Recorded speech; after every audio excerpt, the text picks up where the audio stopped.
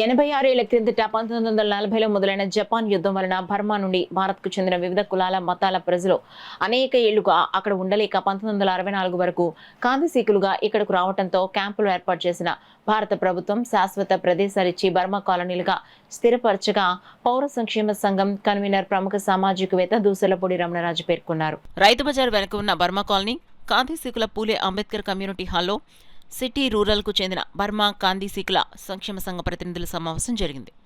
ముఖ్య అతిథిగా పాల్గొన్న రమణరాజు మాట్లాడుతూ 160 ఏళ్ల కాకినాడ అభివృద్ధిలో భాగమైన కాందిశీకులను గుర్తించి వారు ఎదుర్కొంటున్న 160 ఏళ్ల కాకినాడ అభివృద్ధిలో భాగమైన కాందిశీకులను గుర్తించి వారు ఎదుర్కొంటున్న వెతలను పరిష్కారం చేసేందుకు ప్రభుత్వం ప్రత్యేక శ్రద్ధ చూపాలన్నారు. సమావేశంలో 3 తరాలకు చెందిన సభ్యులు పలు సమస్యలు ప్రస్తావిస్తూ కాందిశీకుల వెనుకబాటుతనాన్ని గుర్తించి ప్రభుత్వాలు ఆదుకోవాలని 7 ముఖ్య అంశాలపై ఫైమెన్ కమిటీ ద్వారా చర్చించి తీర్మానం చేశారు. రైతు బజార్ ఆర్టీసీ డిపోలో కాందిశీకుల యువతకు చిరు ఉపాధి ప్రాధాన్యత ఇవ్వాలని కోరారు. కాలనీల్లో రోడ్లు, డ్రైన్లు నిర్మించాలని, బాబు జగజ్జీవన మున్సిపల్ స్కూల్ భవన నిర్మాణం పనులు పూర్తి చేయించాలని, కాందిశీకుల ఓట్లు చీలిపోకుండా ఒకే డివిజన్లో ఒకే పోలింగ్ బూత్లో ఉండే విధంగా ఎన్నికల కమిషన్ చర్యలు తీసుకోవాలన్నారు. కలెక్టర్కు వినతి అందించి ప్రభుత్వం చర్యలకు సీఎం, డిప్యూటీ సీఎంలను ప్రత్యక్షంగా కలవాలని తీర్మానించారు.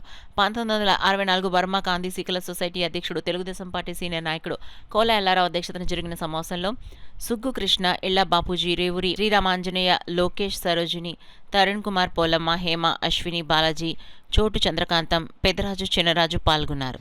అందరికీ కూడా ఉపయుక్త అయ్యేటువంటి వాతావరణంలో ప్రభుత్వం చర్యలు తీసుకోవాల్సినటువంటి అవసరం ఉంది. అదేవిధంగా ఆర్టీసీ కాంప్లెక్స్ రైతు బజార్ వెనకాల ఉన్నటువంటి ఈ బర్మా కాందిశీకులకు సంబంధించినటువంటి ఆ పూలే అంబేద్కర్ కమ్యూనిటీ హాలు సంబంధించి దానికి పైకి మెట్లు లేవు, టాయిలెట్స్ లేవు, ప్రహారీ గోడలు లేవు, పై గదులు లేవు. కాబట్టి దానికి సౌకర్యాలు కల్పించి అదనపు గదులు నిర్మించేటువంటి చర్యల్ని ప్రభుత్వం తీసుకోవాల్సిన అవసరం ఉంది. అదే రీతిగా అక్కడ వీళ్ళు గృహాలు కట్టుకున్నారు, వాళ్ళకి ఇళ్ల పట్టాలు లేకపోవడం వల్ల మరి కొత్తగా ఇల్లు కట్టుకోవాలంటే శిథిలం అయిపోయిన తర్వాత ప్లాన్లు ఇవ్వడం లేదు, అదేవిధంగా బ్యాంక్ రుణాలు రావడం లేదు. కాబట్టి వారికి ప్రభుత్వం పట్టాలు ఇచ్చేటువంటి కార్యక్రమం తీసుకోవాలి. బాబు జగజీవన్ రామ్ స్కూల్ నిర్మాణం నోచుకోకుండా మధ్యాంతరంగా ఆగిపోయింది. కాబట్టి దాన్ని పూర్తి చేసినట్లయితే కనుక ఆ స్కూల్ అభివృద్ధిలోకి వచ్చేటువంటి అవకాశం కలుగుతుంది. అదేవిధంగా ఆర్టీసీ కాంప్లెక్స్కి రైతు బజార్కి ఆనుకుని ఉన్నది కాబట్టి అక్కడ ఏ రకమైనటువంటి ఉపాధి అవకాశాలు కలిగినా, చిరు వ్యాపారాలకు అవకాశాలు ఉన్నా ఈ బర్మా కాందిశీకులకు ఇచ్చేటువంటి వెసులుబాటుని చేయాల్సినటువంటి అవసరం ఉంది.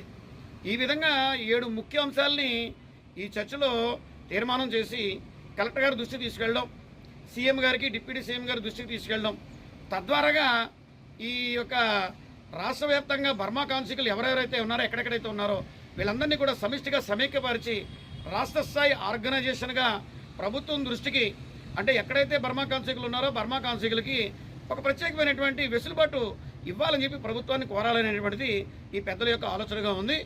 ఆ కార్యాచరణ కార్యక్రమం ముందుకు తీసుకెళ్లేటువంటి వాతావరణంలో ఆ టీము కృషి చేస్తున్నందుకు వారందరికీ కూడా ప్రత్యేకమైనటువంటి అభినందనల్ని పౌర సంక్షేమ సంఘం తెలియజేస్తూ ఉంది. వారికి పౌర సంక్షేమ సంఘం పెద్దలందరూ కూడా అండగా ఉంటారు.